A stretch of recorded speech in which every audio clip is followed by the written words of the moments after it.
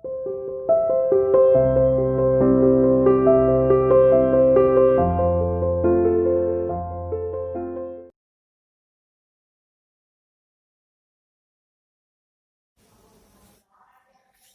Students, how are you? You are welcome to CR international online classes.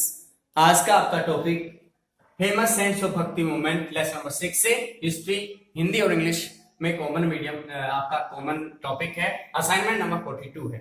इसके अंदर हम सबसे पहले भक्त संतों के बारे में जानते हैं। सबसे पहला जो संत था वो रामानुज के बारे में जानते हैं। वह एक great preacher of Vaishnava sect in South India, दक्षिण भारत के अंदर वैष्णव संप्रदाय का या विष्णु भगवान के संप्रदाय का महान प्रचारक रहा है। तमिल ब्राह्मण था। Advised disciples to worship Vishnu. इसने विष्णु भगवान की पूजा करने के लिए लोगों को प्रोत्साहित किया, अपने शिष्यों को प्रोत्साहित किया। और इसने जाति व्यवस्था का विरोध किया है कि जाति के आधार पर भेदभाव करना बिल्कुल गलत बात है। नेक्स्ट है रामानंद। बॉर्न इन ब्राह्मण फैमिली इन प्रयाग के अंदर, इलाहाबाद में इनका जन्म। Devotee of Ram in 14th century, 14वीं सदी के अंदर ये श्री राम के भक्त हुआ करते थे। फॉलोवर ऑफ राघवनंद, ये राघवनंद इनके गुरु का नाम था। Advise disciples to worship Ram and Sita. इन्होंने अपने शिष्यों को एडवाइस किया कि वो श्री राम और सीता की भक्ति करें। First bhakta reformer to who admitted a women in his sect. ये सबसे पहला भक्त संत था जिसने महिलाओं को भी अपने सेक्ट के साथ, अपने संप्रदाय के साथ जुड़ने की अनुमति प्रदान की। नेक्स्ट है कबीर। कबीर एक गरीब परिवार के अंदर इनका जन्म हुआ, जो कि बुनकर परिवार था। उस परिवार में जन्म होने के बाद इनको गरीबी के हालात में ही अपने जीवन गुजारना पड़ा। पढ़ लिख नहीं पाए, लेकिन इनको ज्ञान बहुत था। इनको बड़े होने के बाद बुनकर का ही कार्य करना पड़ा, बुनकर का ही व्यवसाय अपनाना पड़ा। इनके गुरु का नाम रामानंद। इन्होंने मैसेज दिया सारी दुनिया को कि गॉड इज वन। इस संसार में ईश्वर एक है, वो निराकार है। निर्गुण भक्ति के प्रचारक थे। इनका मानना था कि ईश्वर किसी को किसी आकार में माप लेना ऐसा नहीं है। ईश्वर किसी की तुलना करना, जैसे मनुष्य जैसा दिखाई देता है या किसी और की तरह का दिखाई देता है, ऐसा नहीं है। उनका मानना था निराकार है ईश्वर, कोई आकार नहीं उसका, कण कण में मौजूद है। और इनका कहना था सर्वशक्तिमान है, सभी जगह पर वो प्रेजेंट रहता है। He criticised idol worship, caste system. उसने मूर्ति पूजा का विरोध किया। उसने कहा कि ये अंधविश्वास है। कास्ट सिस्टम का विरोध किया, जाति प्रथा का, कि उच्च जाति के लोग निम्न जाति से नफरत करते हैं, इससे समाज के अंदर अव्यवस्था फैलती है। निम्न जाति के लोग अपने जीवन को बहुत ही कष्ट में समझने लगते हैं। नेक्स्ट होता है प्रैक्टिस ऑफ सती। तो उसने सती प्रथा का विरोध किया, क्योंकि एक व्यक्ति के गुजर जाने पर दूसरे व्यक्ति को ये मोटिवेट करना कि वो भी उसके साथ मृत्यु को प्राप्त हो, वो बिल्कुल उसके साथ कोई न्याय वाली बात नहीं है। चाइल्ड मैरिज, इसके अंदर बाल विवाह के अंदर बच्चों को जब तक खुद की सोच समझ विकसित नहीं होती है तब तक उनकी शादी नहीं करनी चाहिए। इसके बाद गुरु नानक देव जी, प्रोमिनेंट सेंट, एक बहुत ही प्रभावशाली संत थे। उसने अपने सभी शिष्यों को एडवाइस किया कि संसार के अंदर ईश्वर एक है।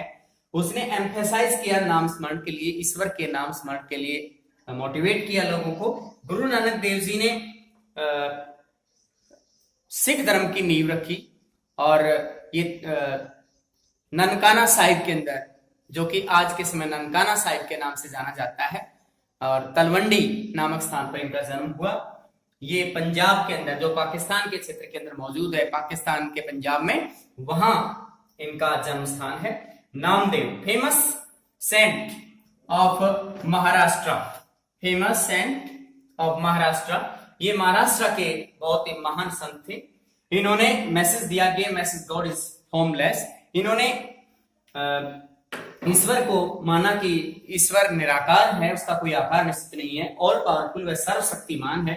Inspired everyone to lead a peace life. प्रत्येक व्यक्ति को इन्होंने मोटिवेट किया कि वे अपने जीवन का आनंदमयी तरीके से अपने जीवन को जिए। Strongly oppose caste system. इसने बहुत ही ठोस तरीके से जाति प्रथा को गलत बताया, उसका विरोध किया। आइडल वर्शिप, मूर्ति पूजा का विरोध किया। याजना का विरोध किया। सैक्रिफाइस पास्ट का त्याग, और जो त्याग के नाम पर जो दिखावा होता है, बाह्याडंबरों का विरोध किया। हज यात्रा का, पिलग्रिमेज, जो कि तीर्थ स्थानों की यात्रा है, उसको भी उन्होंने गलत माना। इनका कहना था अपने दिल के अंदर ईश्वर का ध्यान कीजिए और उसी से ईश्वर की प्राप्ति होती है। इनका यह भी मानना है कि ईश्वर फॉर्मलेस है, वह निराकार है, उसका कोई आकार ही निश्चित नहीं है, वो किस रूप में देखेंगे हम।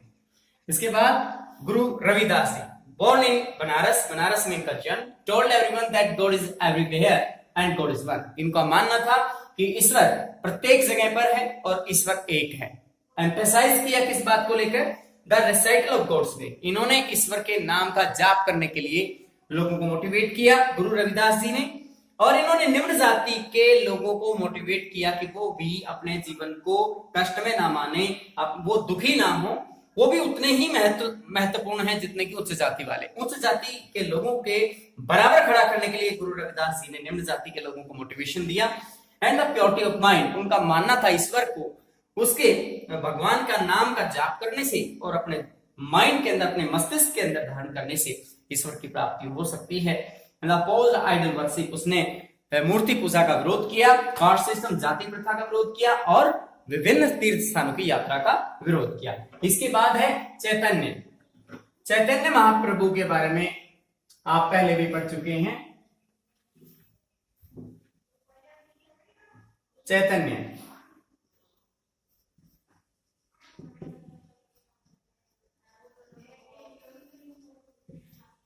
ये वेस्ट बंगाल के सेंट हुआ करते थे, पश्चिमी बंगाल से इनका संबंध है। पश्चिमी बंगाल के अंदर इन्होंने श्री कृष्ण की पूजा अर्चना पर ज्यादा ध्यान दिया। इन्होंने कीर्तन के नाम से वहां पर मतलब भक्त मंडली बनाई और ये भजन कीर्तन वहां पर करवाया करते थे।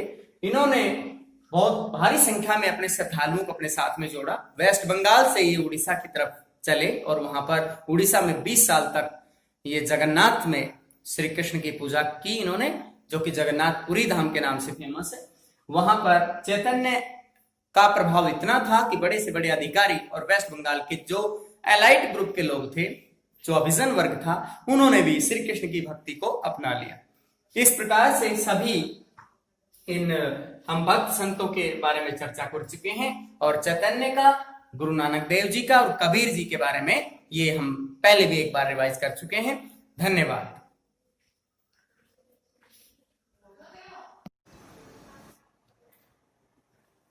इसके बाद आपका नेक्स्ट टॉपिक है आपका हिस्टोरियंस।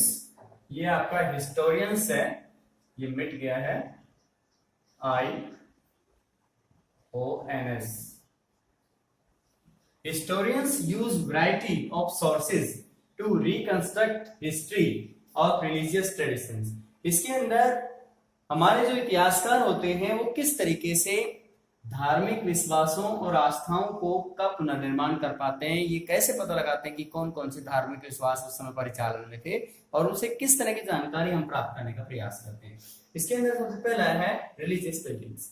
धार्मिक जो इमारतें हैं उनका अध्ययन करते हैं, उनके बारे में समझते हैं। जैसे स्तूपों का निर्माण किया गया है, इसका मतलब ये पता चलता है कि बौद्ध धर्म की पूजा हुई होगी या बौद्ध धर्म के जितने भी संत महात्मा होंगे या उसके जितने भी महान समाज सुधारक होंगे उनके स्तूपों में उनके अवशेष रखे गए होंगे।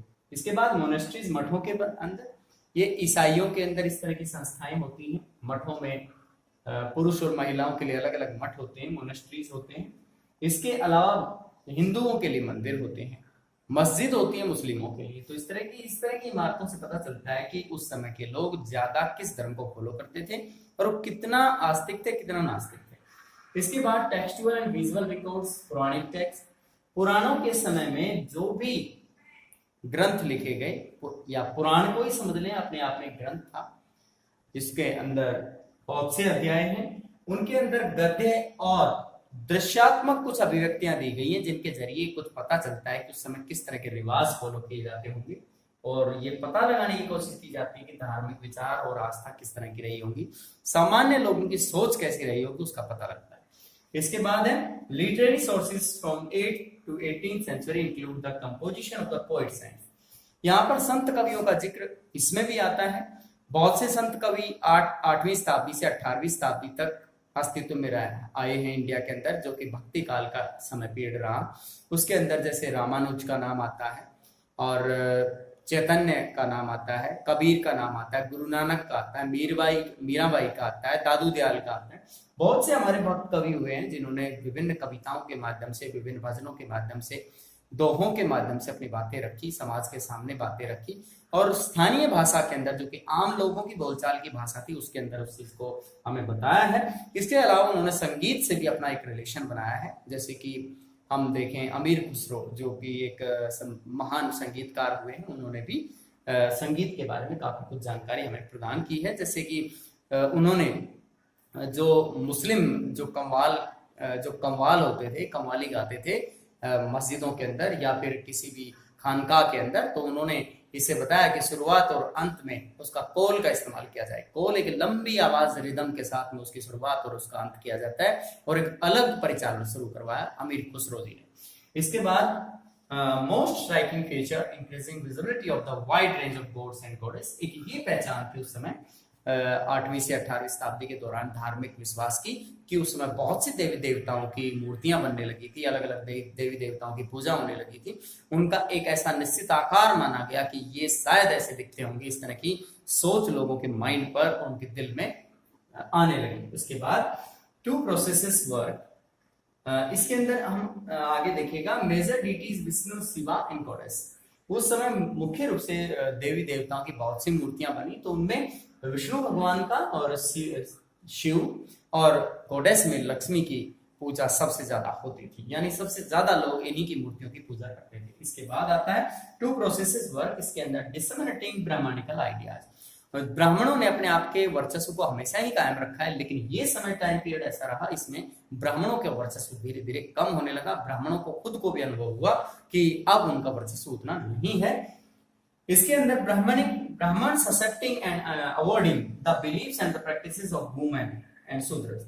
ब्राह्मणों ने अपनी एक, जैसे कि महिलाओं को इतना ज्यादा महत्व नहीं दिया जाता था ब्राह्मण के, जितना ब्राह्मण धर्म के धर्मशास्त्र होते थे उनके अंदर, लेकिन अब वो उन्हें महत्व देने लगे थे, शूद्रों को महत्व देने लगे थे, जो कि सबसे निम्न जाति हुआ करती थी। तो इससे ही पता चलता है कि जो आस्था और विश्वास जो लोगों के बदल रहे हैं, अनुभव बदल रहे हैं। इसलिए हम देखते हैं कि दोनों ही प्रक्रियाएं हुई।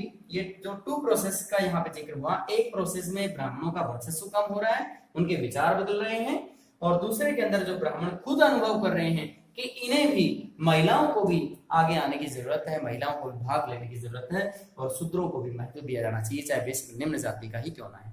तो इससे पता चलता है कि इतिहासकार किस तरीके से पुनर्निर्माण का काम करते हैं। इतिहासकार और भी बहुत से तरीके हैं, जैसे कि सिक्कों का अध्ययन कर सकें, मॉन्यूमेंट्स का अध्ययन कर सकें, विभिन्न तरह के दस्तावेजों को पढ़ सकें। इसके अलावा स्कल्पचर के डिजाइन से पता लगा सकते हैं कि जहां जहां जिस चीज की मूर्तियां ज्यादा लगी हैं, इसका मतलब है कि उस देवी देवता की पूजा वहां पे ज्यादा होती होगी। आम बोलचाल से या लोगों से पूछ करके भी इस चीज का पता लगाया जा सकता है कि कहां पर किसके फॉलोवर ज्यादा थे। जैसे कि नैनार और अलवार संतों का जो वर्चस्व है वो दक्षिण भारत के अंदर होता है, उत्तरी भारत में देखने को नहीं मिलता। यानी प्रत्येक क्षेत्र के अंदर एक अलग विशेषता रही होती है। जैसे कर्नाटक के अंदर लिंगायत समुदाय का बोलबाला रहता है। अब इसके अंदर हम देख चुके हैं कि famous science of bhakti movement के अंदर इससे नेक्स्ट क्वेश्चन आपका ये बन रहा था, इसको मैंने करा दिया। धन्यवाद।